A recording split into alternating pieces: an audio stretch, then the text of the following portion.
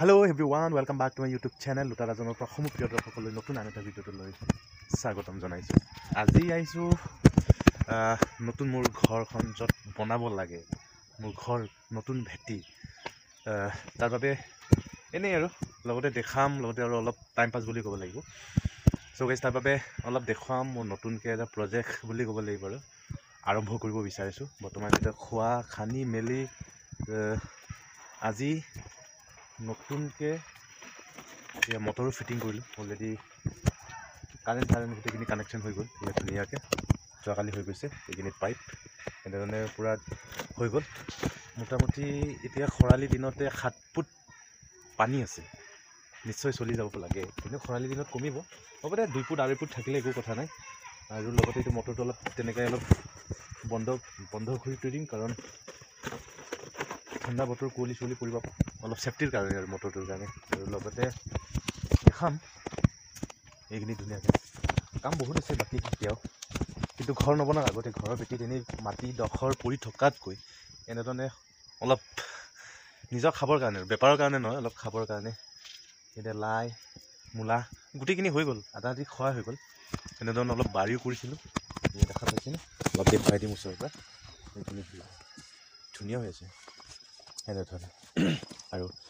আৰু নতুনকৈ মোৰ ঘৰ বনাব জেগাটো সেইটোৱে হ'ল এই গোটেইখিনি এৰিয়া।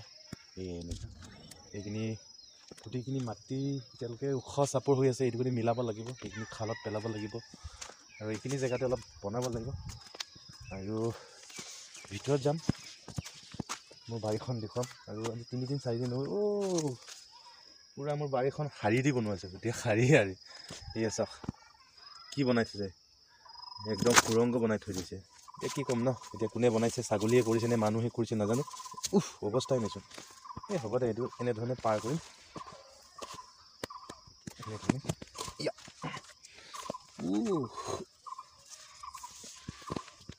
ধনিয়াখিনি ঠিকেই হৈ আছে, কিন্তু সৰু হ'ল। এইটো লাই চাওকচোন, লাই ধুনীয়া আছে, একদম জুতি লগা খাবৰ কাৰণে, একদম গাহৰি মাংসৰ লগত ন। এইটো গাহৰি মাংসৰ লগত জুতি খাব পাৰি। বেছি নহয়, অলপ নিজৰ 4টা পৰিয়ালে ধুনীয়াকৈ খাব পৰা আৰু এনেকুৱা ধুনীয়াকৈ থৈছে। এয়া চাওক,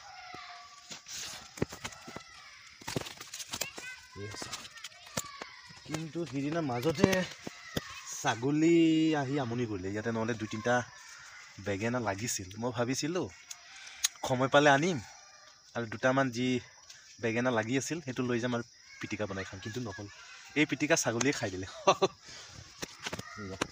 এইটো ডাঙৰ হৈ গ'ল, এইটো মূলা ডাঙৰ হৈ কেনে ফুল ফুলি গ'ল, উপায় নাই, সময়ো নাই। আৰু এনেধৰণে ধুনীয়াকৈ বস্তাটো মেৰিয়াই দিছিলোঁ। এইটো মান ধনিয়া আছিল, আৰু ইয়াৰ কি কয় আদাও হৈছিল, কিন্তু নহ'লগৈ, হৈছে এনেও হওক ন। কেইদিনমানৰ পিছতে এইটো খালী কৰি দিবই লাগিব, যেতিয়া মোৰ ঘৰখন আৰম্ভ কৰিম বুলি ভাবিছোঁ। এয়া চাওক, এইটোও দিছিলোঁ, ইয়াতো বস্তাই এনেকৈ টোপোলা বান্ধি এনেকৈ বনাইছিলোঁ। এইটো চাওক, এইটো অৱস্থাই নাইকিয়া হৈ গ'লচোন। এইটো আদা আছিল, খাই মেলি খতমেই কৰিলে। ছাগলীয়ে খায় নে কিয়ে খায় বুজিয়ে নাপাওঁ, কিন্তু লাইবোৰ ধুনীয়া হৈছিল, ধুনীয়া মানে। এয়া চাওক,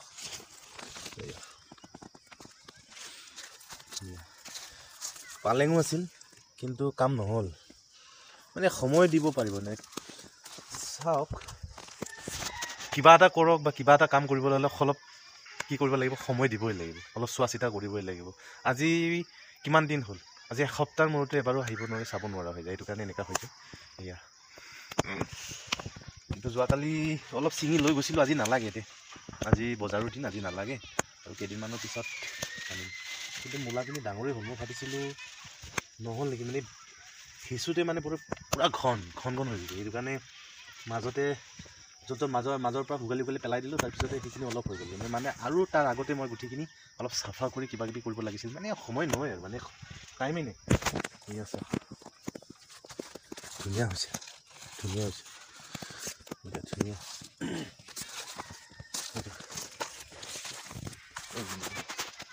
এইখিনি জেগাতে হৈ গ'ল, মানে ধুনীয়া। এইখিনি অলপ কৰিলোঁ, তাৰপিছতে ওলাই যাওঁ, এইটো অলপ বন্ধ কৰিব লাগিব, নহ'লে আকৌ যিখিনি আছে সেইখিনি নাথাকিব, এইটোও খতম হৈ যাব। ঠিক আছে চ' গাইছ তেনেদৰে টাইম পাছো কৰিলোঁ, লগতে আবেলি সময়ত ওলাই আহিলোঁ আৰু লগতে এই সৰু সুৰা মোৰ বাৰীখন আৰু ঘৰৰ ভেটি কেনেকৈ নতুন ফাউণ্ডেশ্যন কেনেধৰণে আৰম্ভ কৰিম অলপ দেখালোঁ। আৰু ঘৰৰ ভেটি কেনেধৰণে বনোৱা হ'ব আৰু কেনে হ'ব আপোনালোকে প্লিজ কমেণ্ট ছেকশ্যনত কমেণ্ট এটা জনাই, লগতে মষ্ট ইম্পৰ্টেণ্ট মোৰ চেনেলটো ছাবস্ক্ৰাইব কৰি দিব। আৰু আজিৰ ভিডিঅ' ইমানেই, আৰু নেক্সট যেতিয়া মোৰ ঘৰ আৰম্ভ কৰিম পুনৰ আপোনালোকক অলপ দেখাবলৈ চেষ্টা কৰিম। Tata bye bye.